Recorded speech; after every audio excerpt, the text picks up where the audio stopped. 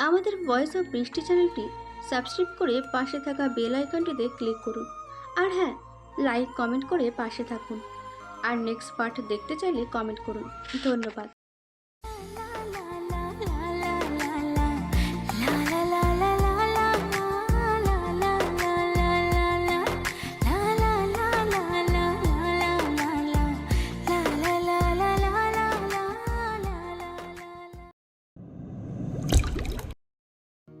মানসিক অসুস্থতার মিথ্যে নাটক করছে সুপ্ত।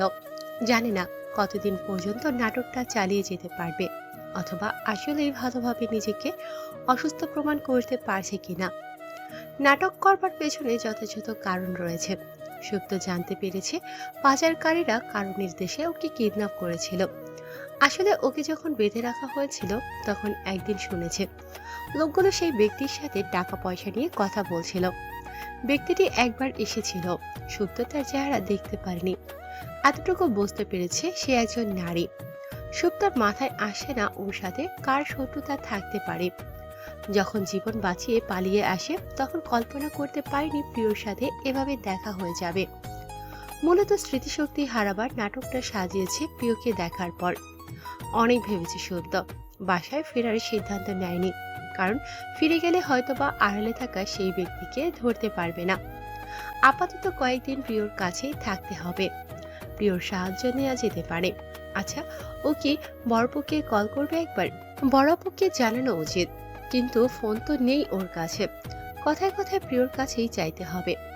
আজ প্রিয়র সাথে দেখা হয়নি সুপ্তর। খুব সকালে কি কাজে যেন বেরিয়েছে ও। বাসায় আপাতত ওরা তিনজন, ও সীতা আর সীতাদের কাজের মহিলা।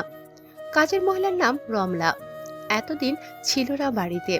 সীতার এক বন্ধুর ছেলের অন্নপ্রাশনের অনুষ্ঠানে পাঠানো হয়েছিল রমলাকে।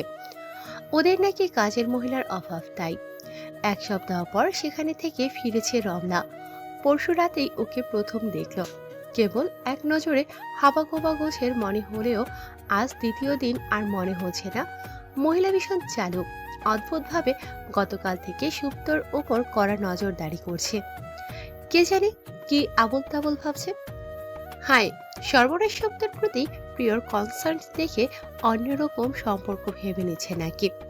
গতকাল প্রিয়র কাছে জানতে পারলো সীতাকে ভীষণ পছন্দ করে রমলা। ওর মধ্যে নাকি নিজের মৃত মেয়েটার ছায়া পায়। 18 বছর বয়সে ম্যালেরিয়া হয়ে মারা গেলেও মেয়েটা। এই পৃথিবীতে আপন বলতে ওই একজন ছিল রমলার।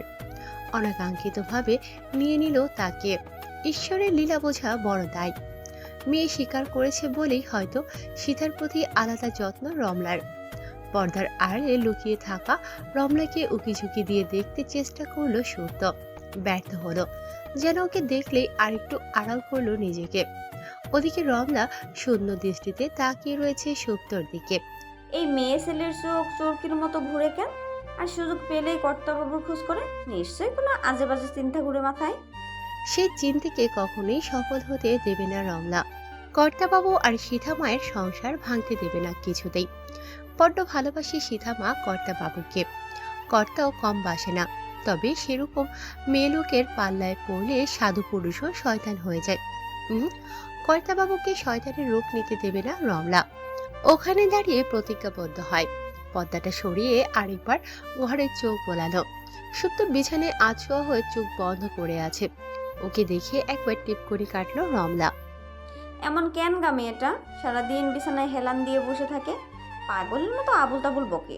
কোথা থেকে পেলো এটাকে? রোমা মাসি ওখানে দাঁড়িয়ে কি করছো? সুপ্তকে খাবার দিয়েছো সকালে? হ্যাঁ, এখন দেবো। উঠেছে কিনা সেটাই তো দেখতে এসেছিলাম। ভোরে ঘুম ভাঙে ওর, অসুস্থ শরীর এখনো অভুক্ত। দাঁড়িয়ে থেকো না, জলদি খাবার দাও।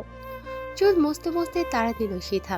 রমলা নত মস্তকে বলল, দিচ্ছি। দ্রুত পদে রান্নাঘরে গিয়ে থালা ভর্তি ভাত তরকারি সাজিয়ে সুপ্তর ঘরে রওনা হবে। ওই মুহূর্তে সীতা ফের আটকালো। পেটে মাছ দেখে বলল, মাছ দিও না ওকে, মাছের গন্ধ সইতে পারে না। ফ্রিজে মুরগির মাংস আছে না, সেটা বের করে গরম করে দাও। কেন গা? বড় মাছ এত তেল মশলা দিয়ে যত্ন করে রাধা, সে আবার মাছ খাবে না? এরকম সময় এমন একটু হয়। এটা খেতে ইচ্ছে করে না, ওটা খেতে ইচ্ছে করে না। এরকম সময় মানে? ভ্রু কুঁচকে প্রশ্নবোধক দৃষ্টিতে চাইল রমলা, কিন্তু চিন্তা করতেই যেন বুঝে যায় ঘটনা। চোখ বড় বড় করে বলে, ভগবান, সে পোয়াতে নাকি? সীতা চিরাচরিত হাসিটা বজায় রেখে ঘাড় কাত করে সম্মতি দেয়। সুপ্ত প্রেগনেন্ট শুনেই যেন কয়েক টনের পাথর রমলার বুক থেকে সরে যায়। ও, মেয়ে তাহলে বিবাহিত? তাহলে আর ভয় কিসের? কিন্তু বিবাহিত মেয়ে এমন বাচ্চা পেটে নিয়ে অসুস্থ অবস্থায় এই বাড়িতে কেন? একটা খসখসানি ভাব যাবে যাবে করেও ঠিক যায় না রমলার মন থেকে। প্রিয় সেদিন মিথ্যে বলেছিল, সুপ্তর বোনের নাম্বার ওর কাছে নেই। অবশ্য জোগাড় করার কম চেষ্টা করেছে না। রংপুরে যত বন্ধু বান্ধব ছিল সবাইকেই বলে রেখেছে সুপ্তর বোনের খোঁজ বের করা একটু কঠিন, কারণ সে স্কুল লেভেলে পর্যন্তই রংপুরে পড়াশোনা করেছে। বিশেষ বন্ধু তার ছিল না যে ইনফরমেশন জানবে। তাছাড়া ওদের যে বাড়িটা সেখানে তালা ঝুলছে। দারোয়ান বলল 3 মাস থেকে বাড়িতে নেই ওরা। বড্ড মুশকিলে পড়া গেল। এদিকে সুপ্তর পরিবারের ইনফরমেশন কালেক্ট করতে দিয়ে অপরদিকে ওর বিয়ে, কিডন্যাপ এসব সম্পর্কেও ভালোই খোঁজ খবর নিয়েছে। সুপ্তর বিয়েটা যেহেতু ঘরোয়াভাবে হয়েছিল তাই বেশি কেউ জানে না। আমার ভাইয়ের সাথে বিয়ে হয়েছে ওর। আমার ভাই বলে হয়তো পরিবারের কথাটা জানতে পারল, অন্য কেউ হলে পারত না। তুই শুনেছি ইন্টার দিয়েই সুপ্ত ঢাকায় চলে গিয়েছিল। কয়েক মাস হলো বিয়ে হয়েছে। শাশুড়ির তো ভালোই নাম ডাক, সফল নারীর উদ্যোক্তা। ভদ্র মহিলার সাথে গত বছর তো দেখা হয়েছিল প্রিয়র। তখন যদি জানতো মহিলা সুপ্তর শাশুড়ি হতে যাচ্ছে, তাহলে তখনই হয়তো সুপ্তর সাথে যোগাযোগ করতে পারত। হঠাৎ হেসে উঠল প্রিয়। কি আবল তাবল কথাবার্তা! কয়েক ঘন্টার দেখা সাক্ষাতে কি কেউ পরিবারের কথা খুলে বলে নাকি? প্রিয়ঙ্গদা, তোমার কথা ভাবতে গেলে আমার চিন্তা শক্তি লোপ পায়। হাসতে হাসতে আওড়ালো প্রিয়। আসরের আজানের মধুর প্রতিধ্বনিতে ঘুম ভেঙে গেল নীলর। খাওয়া দাওয়া শেষ করে ব্যালকনির দিবানে শুয়েছিল, এখানেই ঘুমিয়ে পড়েছে। চোখ ঘষতে ঘষতে উঠে বসে চারদিকটা একটু ভালোভাবে লক্ষ্য করল। রোদের তেজ বেশ কমে গিয়েছে। নরম এক ফালি রোদ গ্রিলের ফাঁক গলিয়ে শরীর ছুঁয়ে দিয়েছে তার। পাক পাখালিও ডাকছে বেশ। পাশেই একটা বাসার কাজ চলছে, বিরতিহীন ইট ভাঙার খটখট শব্দ। এত শব্দের মাঝেও ঘুমাতে পারল কি করে? আসলে ভীষণ টায়ার্ড ছিল তো। ভাবনার মাঝে একটুখানি মিডল বাতাস বয়ে গেল প্রকৃতিতে। সুপ্ত পাশে থাকলে উপভোগ্য লাগতো। আজ কিছুই টানছে না। সুপ্ত সুপ্তর নাম মাথায় আসতেই একটা দুশ্চিন্তার চোরাবালিতে প্রবেশ করলো নীরব। একটু পিছিয়ে দেয়ালে হেলান দিয়ে বসল। খুব খারাপ একটা স্বপ্ন দেখেছে। সুপ্ত হারিয়ে যাওয়ার পর প্রায় এমন খারাপ স্বপ্ন দেখে, কিন্তু আজকে তো একটু ভিন্ন রকমের, যার অর্থ কিছুতেই বোধগম্য হচ্ছে না। স্বপ্নটা অনেকটা এইরকম, একটা নদীর পাড়ে সে আর সুপ্ত দাঁড়িয়ে। সুপ্ত তার থেকে বেশ খানিক দূরেই। অদ্ভুতভাবে ওর কোলে একটা ছোট্ট মেয়ে বাচ্চা। বাচ্চাটাকে বুকে আঁকড়ে ধরে শূন্য দৃষ্টিতে তাকিয়ে রয়েছে সুপ্ত। নির্জর দৃষ্টি সুপ্তর কোলের মেয়ে বাচ্চাটার দিকে। ভারী বিস্মিত ও। বিস্ময় কাটাতেই একসময় প্রশ্নবোধক দৃষ্টিতে তাকায় সুপ্তর পানে। সুপ্ত কিছু বলে না, কেবলই ওর ঠোঁটের কোণে এক অদ্ভুত হাসি ঢেউ খেলা করে। নির্জর কিছু বলতে চায়, তার পূর্বেই ওকে অবাক করে দিয়ে সুপ্ত পেছাতে থাকে। ওর দিকে দৃষ্টি রেখে পেছনে চলে যায়। যতই দূরত্ব বাড়ে ততই সুপ্তর হাসিটা ভয়ানক লাগে নির্জর। তাচ্ছিল্য কাতরতা মেশানো রহস্যময় হাসি। ভয় পায় নিদ্র, ভীষণ ভয়। ওদিকে পেছাতে পেছাতে নদীর কিনারা পর্যন্ত চলে যায় সত্য। নিদ্র চিৎকার করে দাঁড়াতে বলে সত্যকে, কিন্তু ও শোনে না। আর এক কদম পেছালে পড়ে যাবে এমন অবস্থায় ছুট লাগায় নিদ্র। ওকে ছুটতে দেখে সুব্ধর হাসি গাঢ় হয়। মেয়ে বাচ্চাটাকে নিয়ে ও নদীতে ঝাঁপ দিতে নেয়। হাত বাড়িয়ে ওর বাহু আঁকড়ে ধরবার চেষ্টা করে নিদ্র, ব্যর্থ হয়। ঠিক সেই মুহূর্তে ওর জোড়া বলিষ্ঠ হাত সুপ্তকে টেনে নেয় নিজের দিকে। নিদ্র চকিতে দাঁড়িয়ে পড়ে। সুপ্ত আর বাচ্চাটাকে দুহাতে আগলে ধরে নিদ্রের সামনে দাঁড়ায় বলিষ্ঠ হাত জোড়ার মালিক। নিদ্র তার মুখ স্পষ্ট দেখতে পারে না, কেবল কণ্ঠ শুনে। সে বলে, এভাবে তোমায় নিঃশেষ হতে দেব না প্রিয়ঙ্গদা।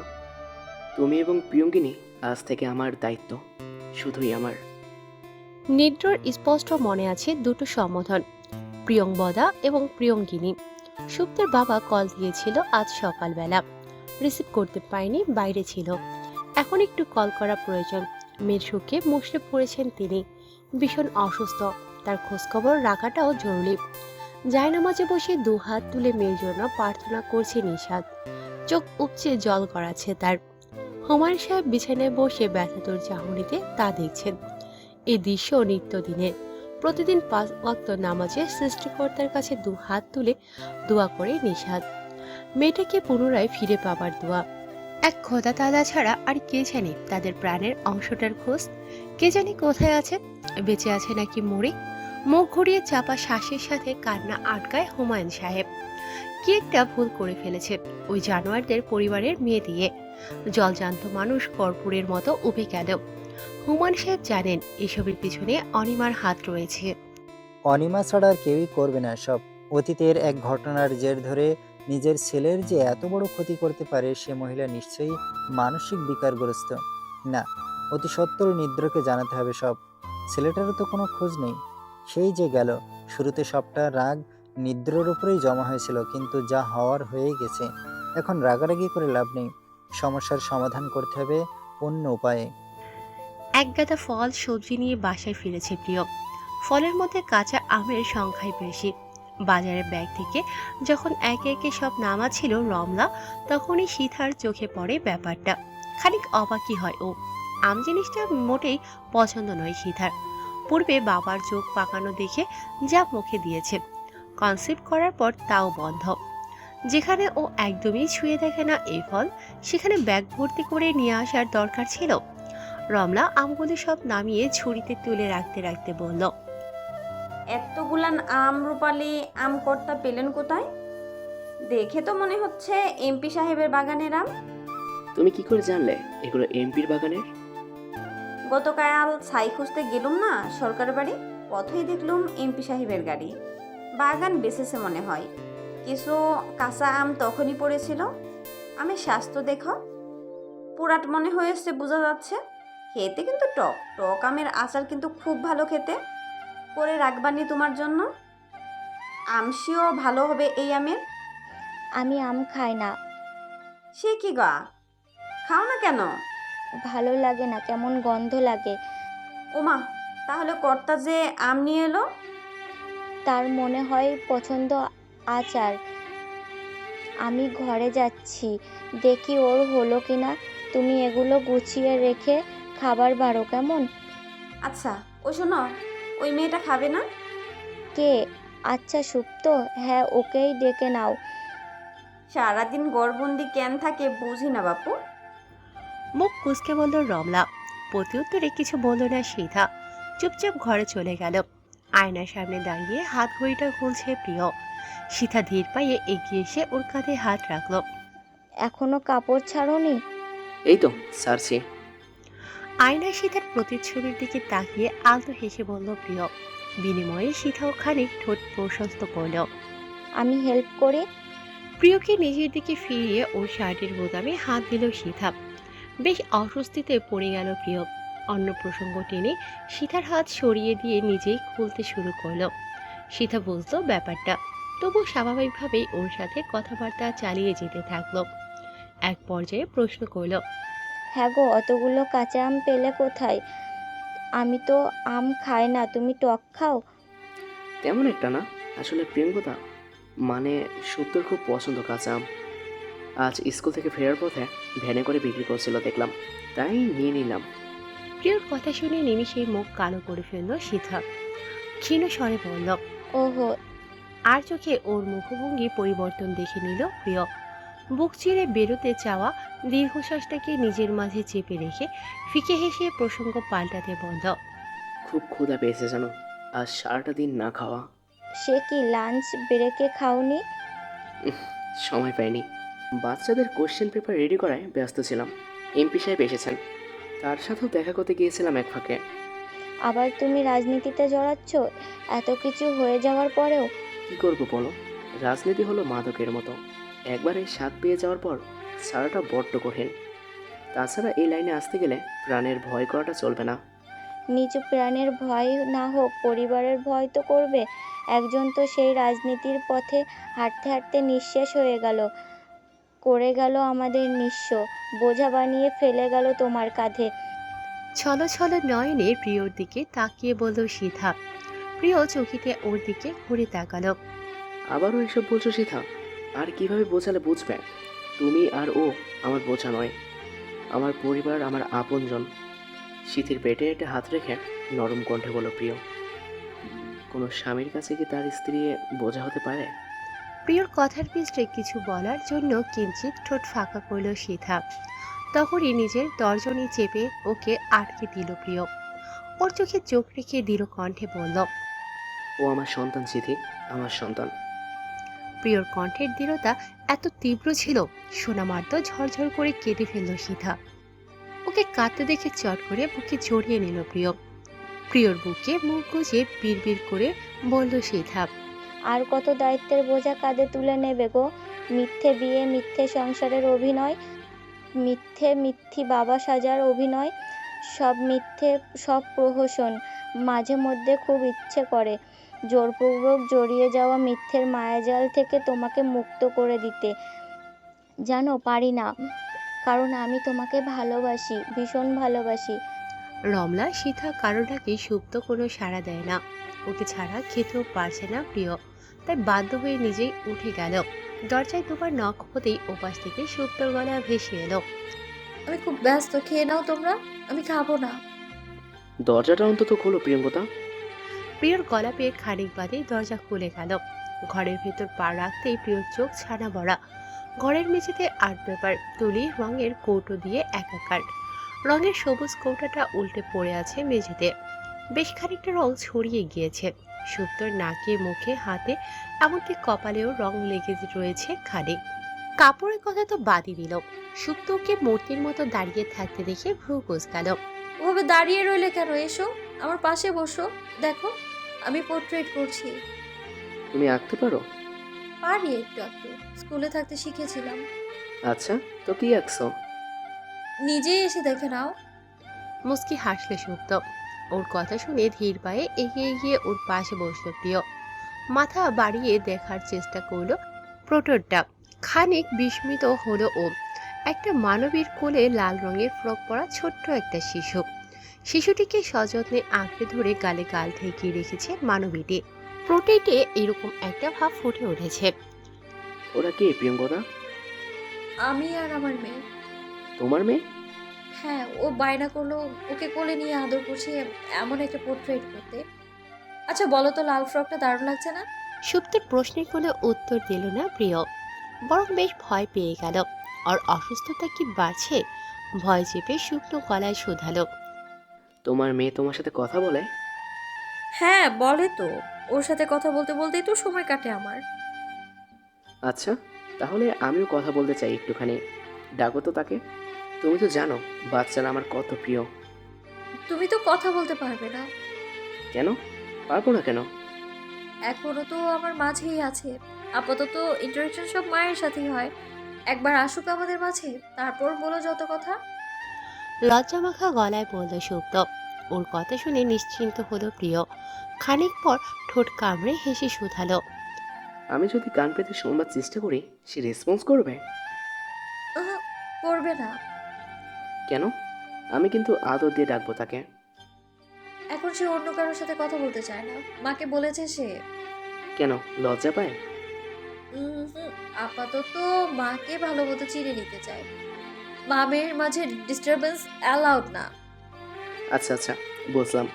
আমিও একদম মামের প্রাইভেসি নষ্ট করব না, কোনো প্রকার ডিস্টার্বও করব না। তো মেয়ের নাম কি দিবে ভেবেছো কিছু? উহুম, সেটা ভাবার দায়িত্ব তো তোমার। আমার? তোমারই তো, আমার বন্ধু না তুমি। বাবুর নাম কি হবে বন্ধুরাই তো সেটা ঠিক করে দেয়, তাই না?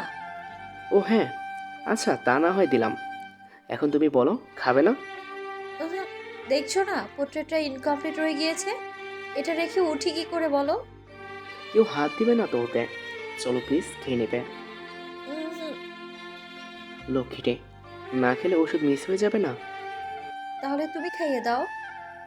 আমি? হ্যাঁ, তুমিই তো খেয়ে দিলে দাও, নইলে খাবো না আমি। আচ্ছা বসো, আমি খাবার নিয়ে আসছি। কলের পুতুলের মতো উঠে চলে গেল প্রিয়। ওর যাওয়ার পানে তাকিয়ে সুপ্ত ক্ষীণ স্বরে আওড়ালো। তোমাকে ফিরিয়ে দেওয়ার পর যে অপরাধ বোধটা তৈরি হয়েছিল, তা কি তোমার অপূর্ণ কিছু আকাঙ্ক্ষা পূরণ করলে কমে যাবে? তোমার প্রণয়নী হতে পারিনি, বরং প্রিয় বন্ধু তো হতেই পারি, তাই না? প্রিয়কে খাবার প্লেট হাতে সুপ্তর ঘরে যেতে দেখে সীতা প্রশ্ন করল। সে কি, যাও কোথায়? সুপ্তকে খাবার দিয়ে আসি, ঘরে খেতে চাইছে। তুমি বসো, আমি দিয়ে আসি। না, ইটস ওকে, তুমি খাও। অসুস্থ শরীর নিয়ে ওঠার দরকার নেই। হালকা হেসে দ্রুত পায়ে ঘরে চলে গেল প্রিয়। তা দেখে সীতার বেশ মন খারাপ হয়ে গেল। সীতাকে বিষণ্ণ দেখে রমনা মনে মনে বেশ চটে গেল সুপ্তর ওপর। টিপ্পনি কেটে বলল। উফ, ন্যাকা। সুপ্তর কথা মাথায় আসলেই যেন জগৎ সংসার ভুলে যায় প্রিয়। হাজার চেষ্টা করেও নিজের সীমাবদ্ধতাগুলো মাথায় রাখতে পারে না। এই যে এত যত্ন করে সুপ্তকে খাইয়ে দিচ্ছে, সীতা দেখলে যে কষ্ট পাবে, ব্যাপারটা মাথায় নেই ওর। ও হয়তোবা নিজেই ধারণা করতে পারে না সুপ্তর সামনে আসলে ম্যাজিকের মতো পাল্টে যায় ওর সমস্ত সত্তা। খুব দায়িত্বশীল একটা মানুষ থেকে পাগল প্রেমিকে পরিণত হয়ে যায় নিজ অগোচরেই। নিজের দুমুখী এই পরিবর্তন কখনো ওদের তিনজনের জীবনে একটা বড়সড় ঝড়ের কারণ হতে পারে, এটা হয়তোবা ও কখনো চিন্তা করে না। তুমি কি জানো তোমার বাবা মায়ের ডিভোর্স কেন হয়েছিল? ফোন কানে নিয়ে এমন একটা প্রশ্নের সম্মুখীন হতে হবে চিন্তাও করেনি নীরব। বেশ বিব্রত বোধ করল সে। খানিক চুপ থেকে ইতস্তত ভাবে জবাব দিল। বাবার লাইফে নতুন একজনের আগমন ঘটে এজন্য। হুম, ভুল জানো তুমি।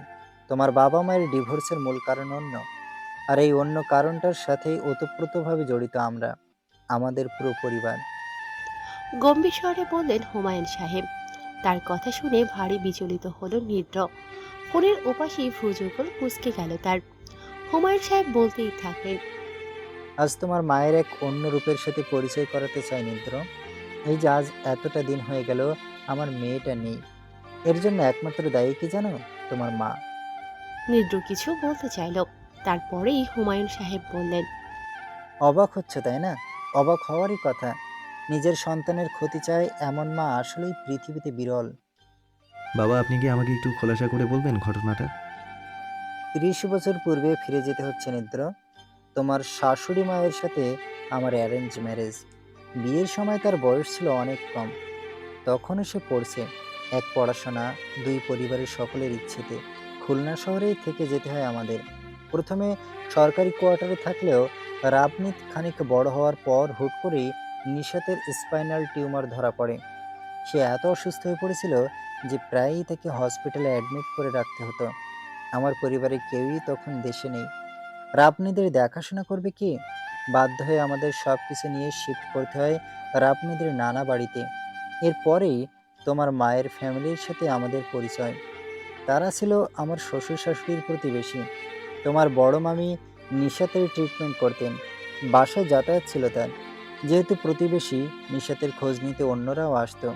এভাবে যাতায়াতের মাঝেই খুব কম সময়ে বন্ডিং তৈরি হয়ে যায় দুই পরিবারের। পরিবারের বাকিদের সাথে দেখা সাক্ষাৎ হলেও অনিমার সাথে তখনও আমরা পরিচিত হইনি। শুধু জানি ওনাদের একটা মেয়ে আছে। অবশ্য অনিমাকে আমরা কেউ না চিনলেও আশাদ চিনত। আশাদ আমার শ্যালক। তোমার ছোট মামা জামাল আর আশাদের একটা বন্ধুত্বপূর্ণ সম্পর্ক গড়ে উঠেছিল। আমাদের সাথে পরিচয় না থাকলেও ভাইয়ের বন্ধু হিসেবে কথা হতো আশাদ আর অনিমার। দুজনেই মিশুক স্বভাবের, তাই খুব কম সময়েই বয়সের ব্যবধান সত্ত্বেও তাদের বন্ধুত্ব হয়ে যায়। বন্ধুত্ব বেশ গাঢ় ছিল বলতে পারো। আশাদের দিক থেকে যদিও বা ব্যাপারটা বন্ধুত্বেই সীমাবদ্ধ ছিল, কিন্তু তোমার মায়ের দিক থেকে ছিল না। বন্ধুত্ব ছাপিয়ে তার দরজায় কড়া নেড়েছিল ভালোবাসার অনুভূতি। সে মনে মনে ভালোবাসত আশাদকে। আশাদ ছিল বেশ দায়িত্বশীল ছেলে। তার কাছে প্রত্যেকটা সম্পর্কের প্রতি একটা আলাদা শ্রদ্ধা, একটা আলাদা কনসার্ন। বন্ধুত্বটাও তেমনই। অনিমা যেহেতু বয়সে ছোট, তাই ওর প্রতি দায়িত্বটা একটু বেশিই ছিল। উপরন্তু তারা নতুন এসেছে শহরে, সার্বিক নিরাপত্তার দায়িত্ব না বলতেই সে নিজে কাঁধে তুলে নেয়। এটাই ওর জন্য কাল হয়ে দাঁড়ায়। অনিমা ওর এই দায়িত্ব বোধ, কনসার্নকে ভালোবাসা ভেবে ভুল করে। সে মনে করে আশাদও তাকে তার মতোই ভালোবাসে। মুখ ফুটে বলে না, হয়তোবা লজ্জায়। এদিকে আশাদ তার বেস্ট ফ্রেন্ড হেমলতা অর্থাৎ সুপ্তর মাকে পছন্দ করতো সেই কলেজ লাইফ থেকে। ওদের বন্ধুত্বও অনেক দিনের। হেমলতা ছিল সুপ্তর নানা নানির দুঃসম্পর্কের আত্মীয়র মেয়ে। পরিচয় পারিবারিকভাবেই। খুলনায় স্থায়ী বাস হওয়ায় স্কুল লাইফ থেকেই জানাশোনা আশাদ হেমলতার। আশাদ সবসময়ই তার ভালোবাসার দিকটা হেমলতাকে দেখানোর চেষ্টা করেছে, ওকে বোঝাতে চেষ্টা করেছে, কিন্তু হেমলতার অনুভূতি কখনোই বুঝতে পারেনি। ওর দিক থেকে সবটা ছিল ধোঁয়াশা। অবশ্যই আশাদও একটা ভুল ধারণার মধ্যে ছিল। সে ভাবতো তার মতোই হেমলতার মনে তাকে নিয়ে কোনো অনুভূতি রয়েছে এবং এ কারণেই তাদের বন্ধুত্ব এখনো অক্ষত রয়েছে। তার এই ধারণা মিথ্যে প্রমাণিত হয় হেমলতার তার সহপাঠী বন্ধুর সাথে সম্পর্কে জড়ানোর কথা শুনে। হেমলতা নিজেই তাকে ব্যাপারটা জানায়। হেম যে তাকে ভালোবাসে না এটা আশাদ বিশ্বাসই করতে পারে না। সে তখন সরাসরি হেমকে তার মনের কথা জানায়, কিন্তু ততদিনে বড্ড দেরি হয়ে গিয়েছে। হেমলতা তার প্রপোজাল অ্যাকসেপ্ট করেই না, উল্টো যোগাযোগটাও বন্ধ করে দেয়। ওই ঘটনার পর আশাদ ধীরে ধীরে পাল্টাতে শুরু করে। প্রত্যাখ্যানের যন্ত্রণা একে একে তার সত্তাটাকে নিঃশেষ করে দেয়। এরকম একটা বাজে সময়ে তোমার মা তার হৃদয়ের সমস্ত ভালোবাসা উজাড় করে দিতে আসাদের দোরগোড়ায় পা রাখে। আসাদ ভাবে অনিমাকে আপন করে নিলে বোধহয় হেমলতাকে ভোলা যাবে। ঝোঁকের বশে অনিমার সাথে সম্পর্কে জড়িয়ে পড়ে, কিন্তু যে মনে আগে থেকে একজনের কর্তৃত্ব চলছে সেখানে নতুন কাউকে জায়গা দেওয়া এত সহজ? ও বারংবার অনিমার মাঝে হেমলতাকে পাওয়ার চেষ্টা করেছে। বড়জোর 6 মাসের সম্পর্ক ছিল তাদের। এই 6 মাসে এক মুহূর্তের জন্যও অনিমাকে ভালোবাসতে পারে না আসাদ। অনিমা বোধহয় কিছু আন্দাজ করতে পেরেছিল কিনা, সে সরাসরি তাদের সম্পর্কের কথাটা বাসায় জানালো। আমাদের পরিবার বলেই হয়তো অনিমার বাসায় কেউ অমত করল না। একদিন হুট করে তারা সম্বন্ধের কথা নিয়ে এ বাড়িতে চলে এলো। আশাদ পড়াশোনা করছে, অনিমাও ছোট। আমার শ্বশুরবাড়ির কেউই প্রথমবার রাজি হলো না। পরবর্তীতে অনিমার বাবা নিজে বোঝালেন। সিদ্ধান্ত হলো এখন আপদ করে রাখা হবে। ছেলে মেয়ে নিজ নিজ বাসায় থেকেই পড়াশোনা কমপ্লিট করুক, তবুও তাদের সম্পর্কটা স্বীকৃতি পাক, বৈধ হোক। সবাই খুশি ছিলাম আসাদের জন্য। তখনও আমরা কেউ হেমলতার ব্যাপারটা জানি না। পরিবার মিলে সিদ্ধান্ত নিয়েছিল নিশাতের অপারেশনের পরপরই বিয়ের আয়োজন করা হবে।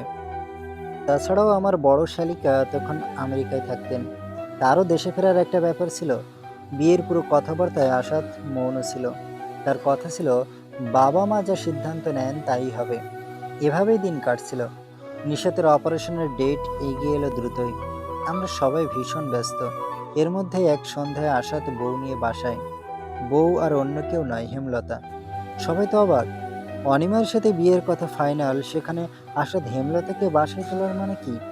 আবার বউ বলে দাবি করছে। অনিমার পরিবার জানতে পেরেও তুলকালাম কাণ্ড। পরবর্তীতে আসাদের কাছে জানতে পারি হেমলতা যাকে ভালোবাসতো ছেলেটা ছিল ফ্রড।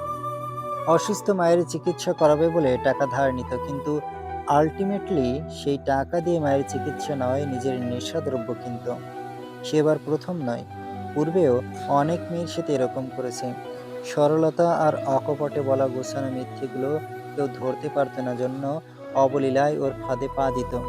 তাদের দলে ছিল হেমলতা। ছেলেটা তো ওকে বিয়ের প্রলোভন দেখিয়েছিল। বেশ কয়েকদিন যাবৎ হেমলতার জন্য বিয়ের সম্বন্ধ আসছিল, বারবার রিফিউজ করা পসিবল হচ্ছিল না। তাই ওরা পরিকল্পনা করেছিল পালিয়ে বিয়ে করবে। সেদিন রাতে বিয়ের নিমিত্তেই বাসা থেকে বেরোয় হেমলতা। সারাটা রাত স্টেশনে অপেক্ষা করে, কিন্তু কাঙ্ক্ষিত মানুষটা আর আসে না। লজ্জায় অপমানে সুইসাইড করতে যাচ্ছিল সে। ভাগ্যজোরে আসাদের এক পরিচিত ছোট ভাই হেমকে চিনে ফেলে, সাথে সাথে কল দেয় আসাদকে। তারপরেই বিয়ে। নিদ্র, তুমি শুনছো তো? জি বাবা। আমি জানি তোমার জন্য টাফ হবে, কিন্তু আপনি বলুন বাবা, সমস্যা নেই। তোমার মা না বোধক উত্তরটা শুনতে পারেন না নিদ্র। সেদিন বিয়ের খবর শুনে বাসায় সে অনেক হাঙ্গামা করেছিল। সে বারংবার চিৎকার করে আশাদের কাছে জানতে চেয়েছিল, এই যে এতটা দিন ভালোবাসার অভিনয় করে এলে, এর মধ্যে কিঞ্চিত পরিমাণ সত্যতা নেই? আশাদ ওর সাথে চোখ মেলাতে পারেনি। সবার যা বোঝার বুঝে গিয়েছিল। তোমার মা ছিল অবুঝ, এক প্রকার ধোঁকারই তো শিকার হয়েছিল সে। খুব কান্নাকাটি করেছিল। সেদিনই তোমার নানা বাড়ির পরিবার আমাদের সাথে সকল প্রকার সম্পর্কের সমাপ্তি দিয়ে চলে গেলেন। বাসায় যাওয়ার পরেও অনিমার চিৎকার চেঁচামেচি কমে না। লোক জড়ো হয়ে যাচ্ছিল বারবার। লজ্জায় অপমানে তোমার নানা হয়তোবা প্রহার করেছিলেন ওকে। তারপর সব শান্ত। এদিকে আমাদের বাড়ির পরিবেশও বেশ শান্ত। বিয়ে করেই ফেলেছে এখানে, আর বলবার কি আছে। শ্বশুর সাহেব সবাইকে নিয়ে পরামর্শ করলেন হেমলতার পরিবারের সাথে যোগাযোগ করা হবে, বিয়েটাকে তো সামাজিক স্বীকৃতি দিতে হবে। এসব নিয়েই আলোচনা হচ্ছিল আমাদের। তার মধ্যে হন্তদন্ত হয়ে জামালের আগমন। সে সোজা এসে আশাদের উপর চড়াও হলো। ধরাধরি করে ওকে আটকালে রাগের কারণ জানতে পারলাম। অনিমা সুইসাইড অ্যাটেম্প্ট করেছে। জামাল শাসালো, অনিমার যদি কিছু হয় তবে আসাদকে জেলের ভাত খেয়ে ছাড়বে। সুইসাইডের কথা শুনে তো সকলের মাথায় হাত। পরিস্থিতি হাতের বাইরে বেরিয়ে যাচ্ছে। কি করা যায়? আসাদকে নিয়ে আমি ছুটলাম হসপিটাল, কিন্তু অনিমাকে দেখতে দেয়া হলো না। বেশ কঠিনভাবেই আমাদের বেরিয়ে যেতে বলা হলো। আমরা তবুও ছিলাম রাতটা হসপিটালের বাইরে। অনিমার শারীরিক অবস্থা খুব খারাপ ছিল। পুরো 3 রাত তার কোনো সেন্স ছিল না। জামাল তো বদ্ধপরিকর আসাদের নামে কেস করে দেবে। পারছিল না শুধুমাত্র তোমার নানার জন্য। আমরাও হেল্পলেস ছিলাম। ভুলটা তো আমাদের ছেলেরই। সে সময়টা বিভীষিকাময় একটা সময় ছিল। তোমার মা আসাদকে পাওয়ার জন্য কি না করেছে। প্রথমবার সুইসাইড অ্যাটেম্প্ট করার পর সে হসপিটালে থাকা অবস্থায় তোমার নানারা বাসা পাল্টে ফেলেন। কিন্তু অনিমা সুস্থ হবার পর ঠিক ওখান থেকে এখানে চলে আসতো। বাসার সামনে দাঁড়িয়ে থাকতো ঘন্টার পর ঘন্টা। আসাদের সাথে দেখা করতে চাইতো। আসাদ সামনে যেত না ওর। পরিবারের লোক জোর করে বাড়ি নিয়ে যেত ওকে। সবাই বিরক্ত হয়ে উঠছিল এসবে। অনেক ভেবেচিন্তে আসাদ সিদ্ধান্ত নিয়েছিল সে হেমলতাকে নিয়ে বিদেশে চলে যাবে, সুপ্তর বড় খালার বাসায়। তার ওই সিদ্ধান্তে কেউ টু শব্দ করেনি। একা একা সব অ্যারেঞ্জ করে 1 মাসের মধ্যে আসাদ দেশ ছাড়ে স্ত্রীর সঙ্গে। এদিকে অনিমার অবস্থা খারাপ হতে থাকে ধীরে ধীরে। মানসিকভাবে খুব ভেঙে পড়ে সে। কোনো বাবা মাই সন্তানের এমন দুর্দশা দেখতে পারেন না। অনিমার বাবাও পারেননি। পরবর্তীতে বাধ্য হয়ে তার বিয়ের সিদ্ধান্ত নেন। খবর পায় পাত্র খোঁজা হচ্ছে। এর বেশি কিছু জানতে পারি না। তন্মধ্যে হুট করে আমার বদলি হয়ে যায় রংপুরে। খুলনা থেকে রংপুরে আসার পর বেশ কবছর তোমার মায়ের খোঁজ খবর পাইনি আর। একটু থামলেন হুমায়ুন সাহেব। নিদ্রর চোখ দিয়ে টপ টপ করে পানি পড়ছে। মাকেও ভীষণ ভালোবাসে। হ্যাঁ, মাঝে মধ্যেই এরকম হয়েছে। লাইফের কিছু গুরুত্বপূর্ণ সিদ্ধান্তে মা মত দেয়নি বলে অভিমান হয়েছে। টুকটাক ঝামেলাও করেছে। বাবা মায়ের ডিভোর্সের পর থেকে আজ অবধি প্রায় মন হয়েছে ওর মা চাইলেই এই ভাঙন আটকাতে পারত। সে চেষ্টা করেনি, তাই পরিবার অসম্পূর্ণ। কিন্তু আজ যখন জানতে পারলো মানুষটা ভেতর থেকে এভাবে ভেঙে গুড়িয়ে গিয়েছিল, চাইলেও আর সামলাতে পারছে না নিজেকে। তবে হুমায়ুন সাহেবকে বুঝতে দিল না কিছুই। উনি নিজেই হয়তোবা আন্দাজ করে নিলেন। খানিক সময় দিলেন স্বাভাবিক হওয়ার।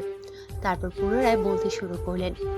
ওদিকে তোমার মায়ের বিয়ের খবর শুনে 6 মাস পরেই আশাদ আর হেমলতা ফিরে আসে। যদিও বা আশাদ আসতো না, কিন্তু সুপ্তর বড় খালা হেমলতাকে কিছুতেই মেনে নিতে পারেন না। উনি পরিকল্পনা করেছিলেন ছোট ননদের সাথে বিয়ে দেবেন আশাদকে।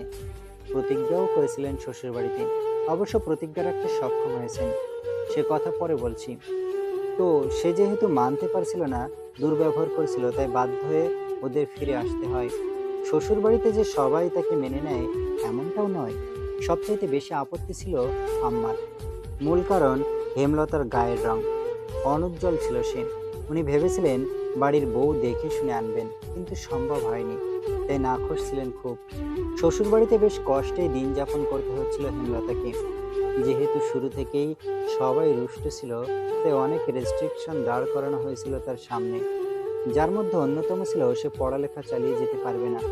শুরুতে হেল্পলেস ছিল, তাই বহু কষ্টে মানিয়ে নিতে শুরু করে। কিন্তু বছর ঘুরতে যখন বন্ধু বান্ধবের সাথে যোগাযোগ হলো, তখন সিদ্ধান্ত পাল্টে ফেললো। পড়াশোনা কিছুতেই বাদ দেবে না।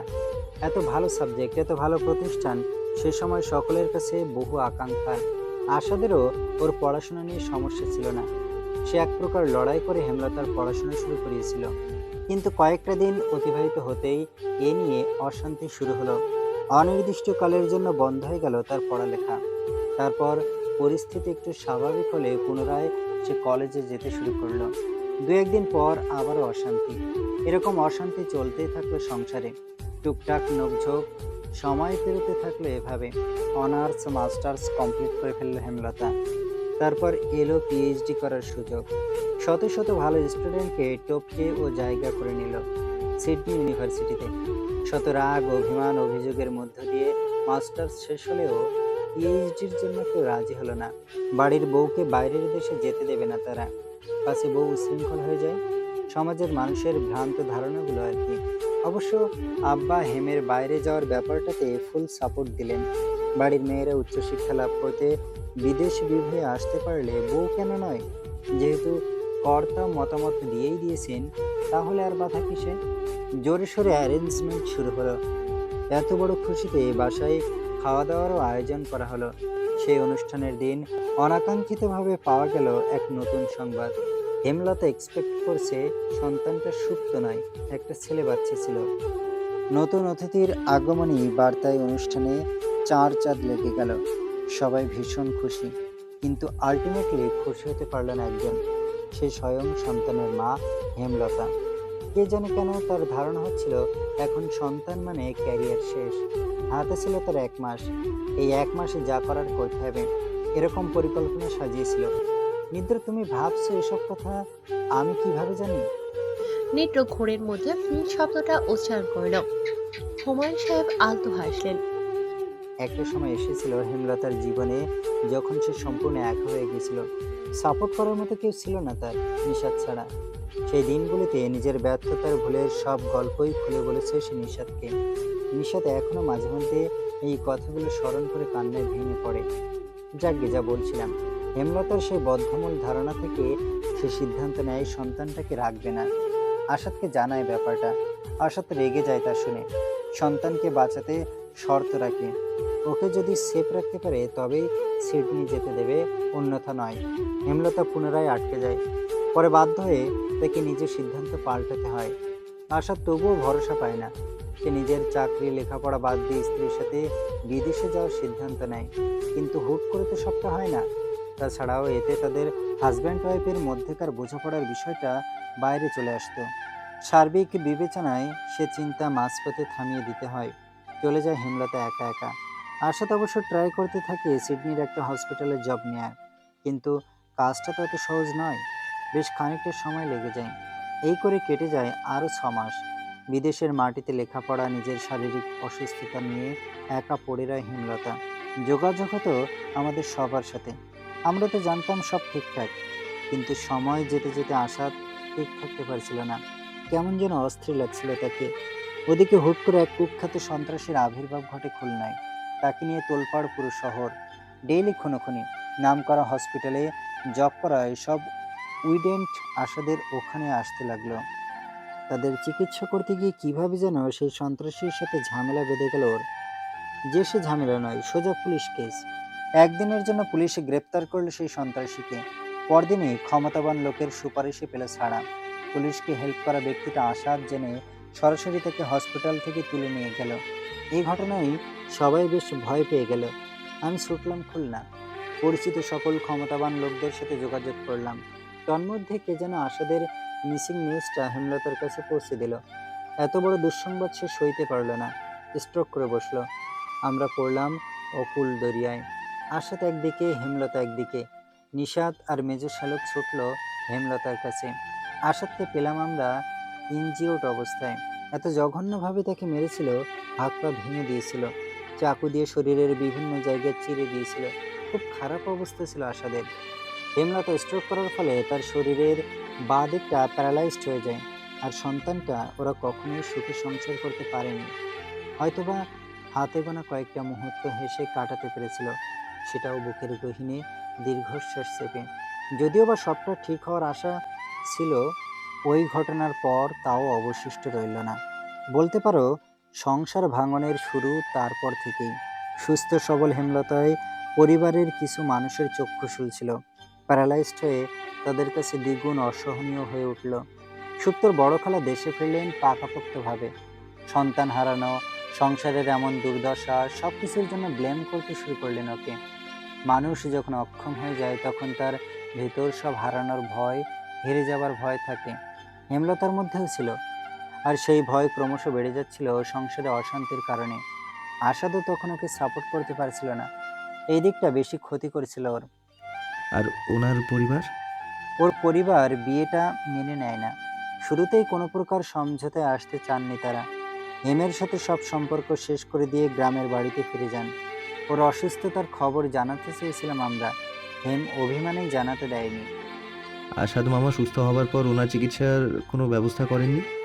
হ্যাঁ করেছিল, সুস্থ হয়েছিল শারীরিকভাবে, মানসিকভাবে নয়। সকলের অবহেলা, সন্তান হারানোর শোক ওকে এতটা যন্ত্রণা দিয়েছিল, ও কেমন যেন হয়ে গিয়েছিল। সাইকিয়াট্রিস্টে দেখাতে চাইতো, কিন্তু সুপ্তর বড় খোলার জন্য পারেনি। সে সময়ে সাইকিয়াট্রিস্টে দেখানো লজ্জার ব্যাপার বলে ধরা হতো, লোকে পাগল বলবে, মান সম্মান খোয়া যাবে। পরবর্তীতে নিষাদ থাকতে না পেরে ওকে রংপুরে আমাদের বাসায় নিয়ে আসে, কয়েকটা দিন থাকে এখানে। হাওয়া বদলের জন্য মাঝে মধ্যে ওকে নিয়ে বেরোতে নিষাদ। এক সন্ধ্যাবেলা হাঁটতে বেরিয়েছিল তারা, সেদিন রাস্তায় অনাকাঙ্ক্ষিতভাবে একজনের সাথে দেখা হয়ে যায়। তারপর আর এক মুহূর্ত ওকে আমাদের বাসায় রাখতে পারিনি, সেই রাতেই ফিরে যাই খুলনায়। সে কি, আমার মা? হ্যাঁ, তারপর খোঁজ নিয়ে জানতে পারি তোমার মা আমারই বন্ধুর ছোট ভাইয়ের স্ত্রী, রংপুরেই তাদের বাস। এতটা বছর পর এভাবে দেখা হবে ভাবতে পারেনি কেউ। নিশাত বেশ চিন্তায় পড়ে যায়, তবে এই চিন্তা সাময়িক ছিল, কারণ এতদিনে অনিমার পরিচয় পাল্টেছে। একটা ফুটফুটে ছেলে সন্তান আছে, সে নিশ্চয়ই তার লাইফটাকে আরেকটা সুযোগ দিয়েছে। কিন্তু আমরা ভুল ছিলাম, জোর করে চাপিয়ে দেওয়ার সম্পর্ক কখনোই স্বাভাবিক হতে পারে না, তোমার বাবা মায়েরও হয়নি। আমার ধারণা যদিও বা সম্পর্ক খানিকটা হলেও স্বাভাবিক হতো, তা হয়নি দ্বিতীয়বার হেমলতাকে দেখার পর। অনিমার ক্ষতটা হয়তোবা তাজা হয়ে গিয়েছিল। বাবা মায়ের ডিভোর্সের ব্যাপারটা কবে জানতে পারলেন? ওই ঘটনার পর বেশি দিন নয়, এক্স্যাক্টলি বলতে পারছি না।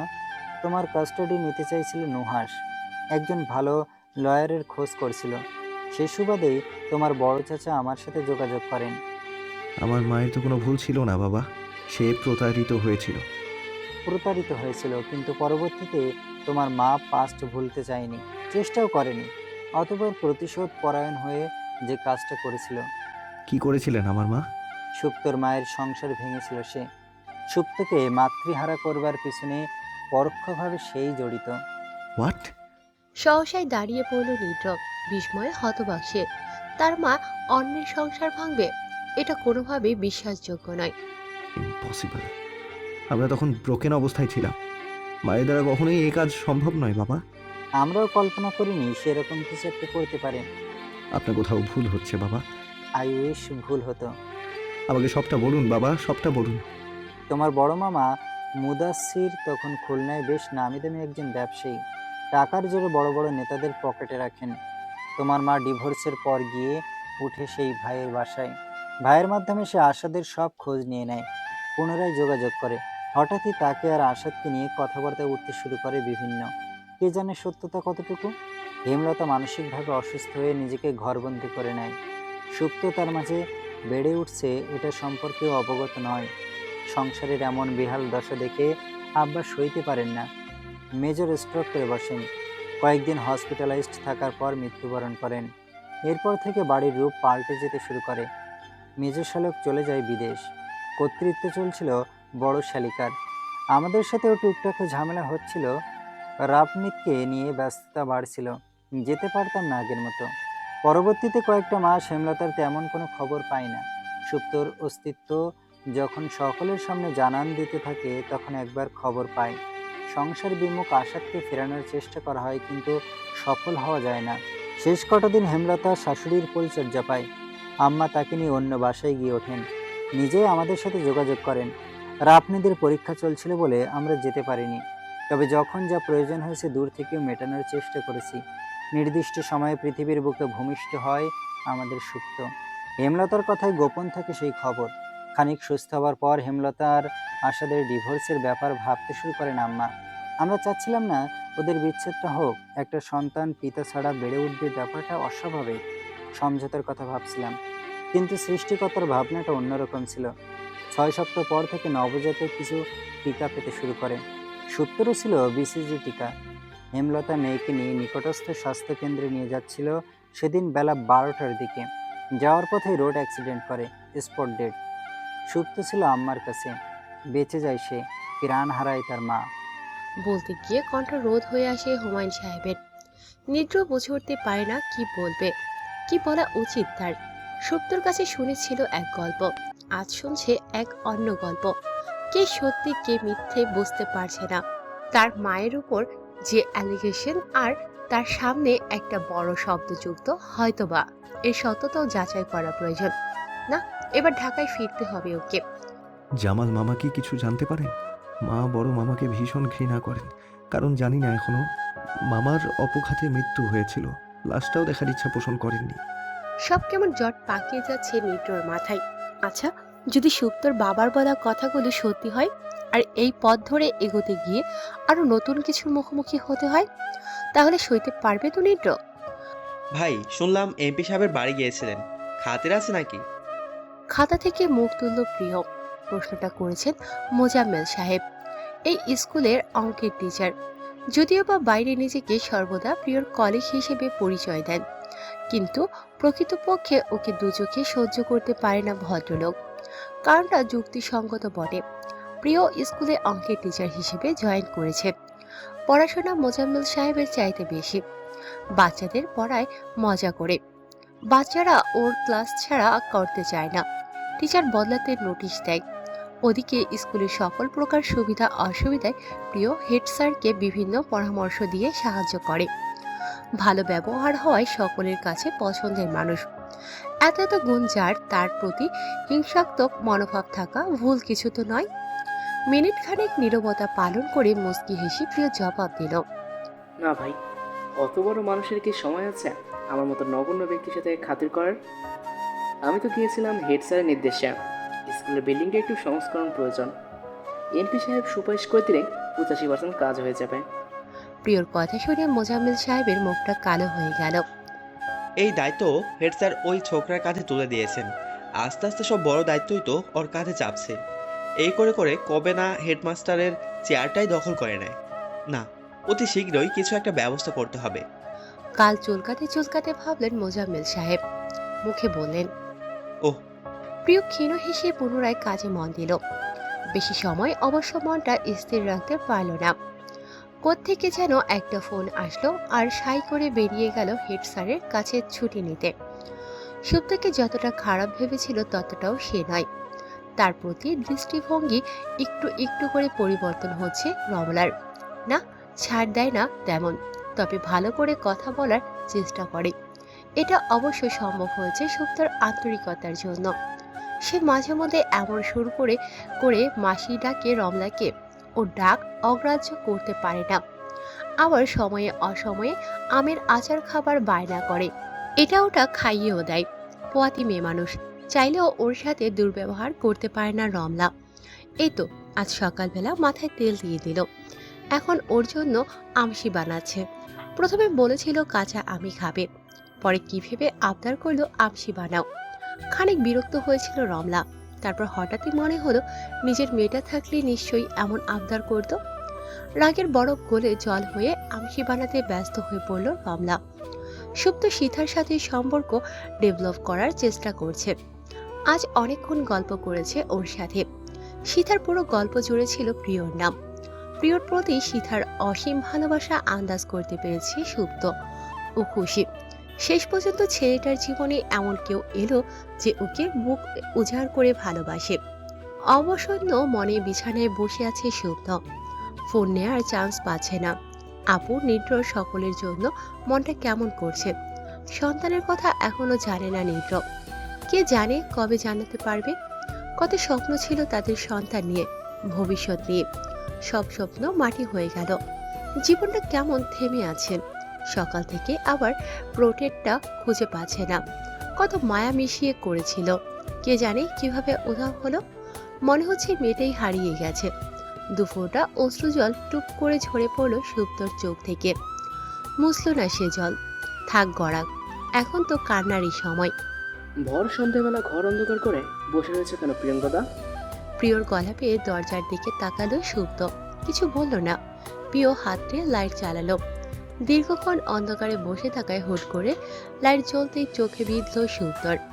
বিরক্ত হয়ে চোখ মুদে নিল, তারপর শুয়ে গেলে চোখ খুলে পুনরায় প্রিয়র দিকে তাকালো। নজর কাড়ল ওর হাতের দুটো বক্স। সাথে সাথে ভ্রু কুঁচকালো সুপ্ত। হাতে কি? আইডিয়া করো তো কি হতে পারে? আইডিয়া করতে পারছি না। প্রিয় ঠোঁট প্রসারিত করল। ব্যাগটা সোফার উপর রেখে বক্স নিয়ে সুপ্তর দিকে এগিয়ে গেল। ওর পাশে বসে সহাস্যে বাড়িয়ে দিল। সুপ্ত ওর দিকে তাকালো, চোখের ভাষায় বোঝালো খুলে দেখো। সুপ্ত আর উচ্চবাচ্য করল না, হাতে নিতে নিতে আরো একবার জিজ্ঞেস করল, বলো না কি আছে এতে? আরে বাবা, এত অধৈর্য কেন? খুলেই দেখো না। প্রিয়র বলার ধরনে হেসে ফেলল সুপ্ত। প্যাকেট খুলতে গিয়ে হঠাৎ এক্সাইটেড ফিল করলো। বড় বক্স থেকে র্যাপিং পেপার খুলতে দেখা গেল ওর সেই প্রোটিনটা বাঁধিয়ে আনা। এত সুন্দর ফ্রেম দিয়েছে, ইফেক্ট দিয়েছে, রিয়েলিটিক্স মনে হচ্ছে। মুগ্ধতায় বাকরুদ্ধ হয়ে গেল সুপ্ত। চোখ বড় বড় করে তাকিয়ে রইল ফ্রেমটার দিকে। হাত বুলিয়ে বুলিয়ে অবিশ্বাস্য কণ্ঠে বলতে লাগলো, এত বড় সারপ্রাইজ! পছন্দ হয়েছে? খুব। সহাস্যে মাথা নেড়ে বলল সুপ্ত। সূক্ষ্মভাবে ফ্রেমটা পর্যবেক্ষণ করতে গিয়ে দেখা গেল নিচে এক সাইডে ইটালিক প্যাটার্নে ছোট্ট করে লেখা প্রিয়ঙ্গিনী। সুপ্ত অবাক হয়ে জানতে চাইল, প্রিয়াঙ্গিনী লেখা কেন? তুমি সেদিন বললে মেয়ের একটা নাম দিতে, নাম একটা ভেবে রেখেছিলাম, ভাবছিলাম কিভাবে তোমায় বলা যায়, অতপর এই আইডিয়াটা মাথায় এলো। ভীষণ সুন্দর নাম। ইস, আমার এত পছন্দ হয়েছে। থ্যাংক ইউ সো মাচ প্রিয়। আবেগে প্রিয়কে ছড়িয়ে ধরল সুপ্ত। প্রিয়র সাথে সাথেই জমে গেল, বুকের ভিতর হৃৎপিণ্ড লাফিয়ে উঠল যেন। সুপ্তর এক গাছে চুল ওর মুখে এসে লেগেছিল, সেখান থেকে এক মধুর সুবাস নাকে এসে ধাক্কা দিল। ওর কোমল স্পর্শের শিহরণ মনে তৃষ্ণা জাগালো পাল্টা জড়িয়ে ধরার। হাত এগোলো অবাধ্যভাবে। দু হাত একত্রে আলিঙ্গন করবার মুহূর্তে আকস্মাৎ নিজের সীমারেখাটা স্মরণ হলো প্রিয়র। থেমে গিয়ে ফিসফিসিয়ে বলল, থ্যাংক ইউ বলো না প্রিয়ঙ্গদা। নামখানা যখন ভেবে রাখি তখন তোমার প্রিয় নিত্যদিন তোমার সনে ঘর বাঁধার স্বপ্ন দেখতো। সেই স্বপ্ন তো কবু পূরণ হবে না, কিন্তু ভালোবাসা বাঁচিয়ে রাখা যাবে, তারই চেষ্টা করছি। আচ্ছা, আমরা তো মেয়ে ভাবছি, বাই এনি চান্স যদি সে ছেলে হয়? তাহলে তার নাম রাখবো প্রিয়ঙ্গ। হ্যাঁ, দারুণ আইডিয়া। আমাকেও আরেকটা পোর্ট্রেট করতে হবে। আচ্ছা, এটা কি? ছোট বক্সটা হাতে নিল সুপ্ত। একটা ফোন। ফোন? হ্যাঁ, সিম তোলা আছে। নিশ্চয়ই বাসায় সময় কাটতে চায় না তোমার, আজ থেকে ফোনে সময় কাটাও।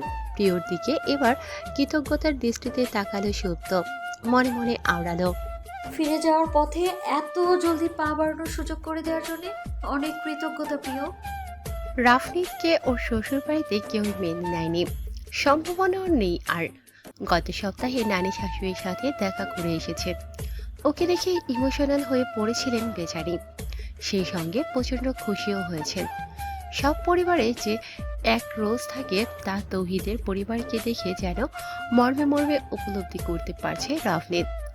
একবার যখন ওরা গেল, তৌহিদের নানি পরামর্শ দিলেন ওকে বাবার থেকে সর্ব উপায়ে আলাদা হয়ে যেতে।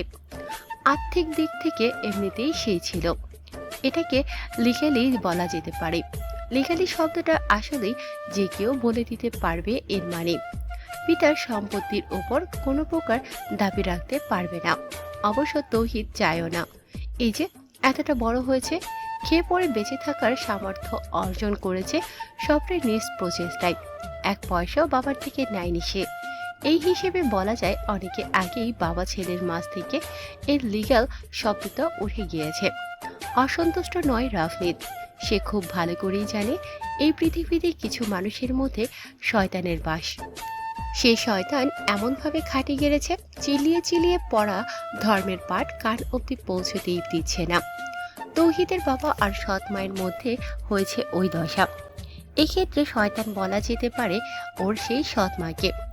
কি মন্ত্র বলে যে স্বামীকে আটকেছে, নিজের ওরসজাত সন্তানটার প্রতিও মায়াদয়া নেই সেই লোকের। মরতে বসে একবার হয়েছিল অবশ্য। আস্থা প্রহসন লাগে। রাফনিদের মনে হচ্ছে এতদিন বৃথা চেষ্টা করেছে শ্বশুরের মন মতো হওয়ার। ওই পরিবারে ফেরারই দরকার নেই। তৌহিদটাকেও এসব আচরণ পাথরে পরিণত করে দিয়েছে। কোনো আবেগ অনুভূতি অবশিষ্ট নেই বাবার প্রতি। ওর সিদ্ধান্ত কি হবে জানে রাফনিদ, একটুখানি খারাপ লাগা কাজ করছে ভেতরে। যে মানুষটার কারণে পৃথিবীর আলো দেখলো তার সাথেই কোনো সম্পর্ক থাকবে না, কি অদ্ভুত ব্যাপার। কি ভাবছে আমার বউটা?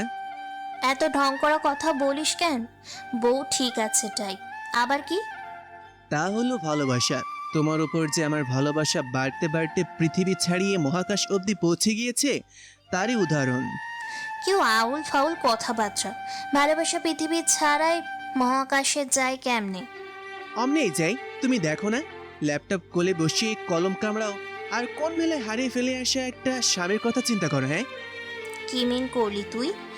আমার আরও স্বামী আছে। কটমট করে উঠল রাফনিদ। তৌহিদ ড্রেসিং টেবিলের সামনে দাঁড়িয়ে ঘড়ি খুলতে খুলতে আয়নায় ওর রাগী মুখটা দেখে দুষ্টু হাসল। তারপর ওর দিকে ফিরে ইনোসেন্ট সেজে বলল, থাকলেও থাকতে পারে, আমি তো সারা রাত দিন অফিসে পার করি, তুমি পড়ে থাকো ল্যাপটপে। কে জানে কারে লুকায় রাখছো ওই ল্যাপটপের ভেতরে। ল্যাপটপের ভেতর স্বামী লুকায় রাখছি আমি। রাখছই তো, এই জন্য আমার সাথে ঘাস ঘাস ব্যবহার করো, তুই তুকারি করো। স্বামীর সাথে কেউ কখনো তুই তুকারি করেছে? ছি। এত ঢং কিভাবে করতে পারিস তুই? হাসতে হাসতে বলল রাফনিদ। তৌহিদ সে কথার উত্তর দিল না। শার্ট খুলে বিছানার উপর ছুঁড়ে ফেলে খালি গায়ে রাফনিদের কোলে মাথা রেখে ঠান্ডা মেঝেতে শুয়ে পড়ল। রাফনিদ চট করে ল্যাপটপ সরিয়ে ওকে ভালোভাবে শোয়ার ব্যবস্থা করে দিল। তৌহিদ ওর হাতটা টেনে নিয়ে হাতের তালুতে চুমু খেয়ে বলল, তোরে দেখলে আমার ঢং পেয়ে নিত। সিনিয়রদের তুই করে বলা। মার দিব, মার। স্বামীকে মারবি? পাপ লাগবে না? একদম হাতে পেরেক ঢুকিয়ে দিবে আল্লাহ। আর তুই যে আমাকে তুই করে বলছিস, এর জন্য তোর মুখে পেরেক ঢুকবে। ঢুকবে না, আমি বাচ্চা মানুষ, মাপ চেয়ে নেবো আল্লাহর কাছে। একটু সুন্দর করে মাপ চাইলেই উনি মাফ করে দিবেন। আমাকে বুঝি দিবেন না? দো জাহানের মালিক, দয়ার সাগর তিনি। কত শত ভুলের ক্ষমা দেন, চাইলেই পাওয়া যায়। সাথ দিলে চাওয়াটাই বড় কথা। তোর দিল সাফ আছে নাকি? সন্দেহ লাগে? লাগে তো, একটু দেখি। ফট করে রাফনিদের ওড়নায় হাত দিল তৌহিদ।